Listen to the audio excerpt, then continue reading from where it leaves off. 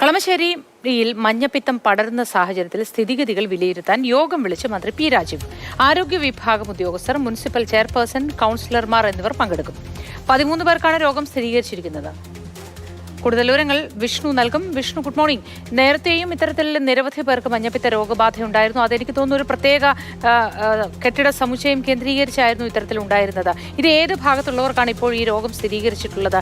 ഇന്നത്തെ യോഗത്തിൽ ഇതുമായി ബന്ധപ്പെട്ട എന്തൊക്കെ കാര്യങ്ങളായിരിക്കും ചർച്ചയായി വരിക? Modi, good morning.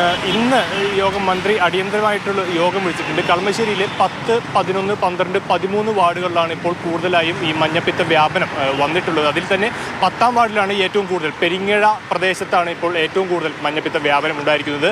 ഔദ്യോഗികമായി 13 പേർക്കാണ് ഇതുവരെ മഞ്ഞപ്പിത്തം സ്ഥിരീകരിച്ചിട്ടുള്ളത്. എന്നാൽ അനൗദ്യോഗിക കണക്ക് പ്രകാരം ഈ രോഗലക്ഷണങ്ങളുമായി ഏകദേശം 40ഓളം ആളുകൾ ഇത്തരത്തിൽ വിവിധ ആശുപത്രികളിൽ ചികിത്സ തേടിയിട്ടുണ്ട് എന്നാണ് നമുക്ക് ലഭ്യമാകുന്ന വിവരം.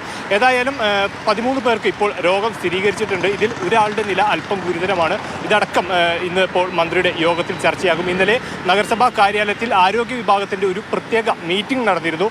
അതിൽ ഇവർ എടുത്തിരിക്കുന്നത് ചില തീരുമാനങ്ങൾ എടുത്തിട്ടുണ്ട്. ഇപ്പോൾ ഈ അസുഖത്തിൻ്റെ വ്യാപനം ഏതു വഴിക്കാണ്, അതുപോലെ ഇത് തടയാനായി എന്തെല്ലാം പ്രവർത്തനങ്ങൾ ഏർപ്പെടണം എന്നുള്ള കാര്യങ്ങൾ ഇന്നലെ ചർച്ചയായിരുന്നു. ഇതിൻ്റെ തന്നെ കുറച്ചും കൂടി മന്ത്രിയുടെ നേതൃത്വത്തിൽ ഇന്നൊരു യോഗം ചേരുകയാണ്. ഇതിൽ DMO, അതുപോലെ തന്നെ കൗൺസിലർമാർ, ചെയർപേഴ്സൺ തുടങ്ങിയവർ ഇന്നത്തെ മന്ത്രിയുടെ യോഗത്തിൽ പങ്കെടുക്കും. ഇതിനുശേഷം കൃത്യമായിട്ടുള്ളൊരു വിലയിരുത്തൽ ഇതിൽ ഉണ്ടാകും. ഏതായാലും ഇപ്പോൾ ഈ അസുഖം വന്നിരിക്കുന്നത് ഏതാണ്, ഈ അസുഖത്തിൻ്റെ സ്രോതസ് എന്താണ് എന്നുള്ളതിൽ ഒരു തീരുമാനമായിട്ടില്ല. ഇവർ ഭാഗങ്ങളിൽ നേരത്തെയും ഇത്തരത്തിൽ ഒരു കാര്യങ്ങൾ റിപ്പോർട്ട് ചെയ്തിട്ടുണ്ട്. ഇപ്പോഴും കളമശ്ശേരിയിൽ 13 പേർക്കാണ് മഞ്ഞപ്പിത്തം സ്ഥിരീകരിച്ചതായി പറയുന്നത്. അതുമായി ബന്ധപ്പെട്ടാണ് മന്ത്രി പി രാജീവ് അടിയന്തര യോഗം വിളിച്ചിട്ടുള്ളത്.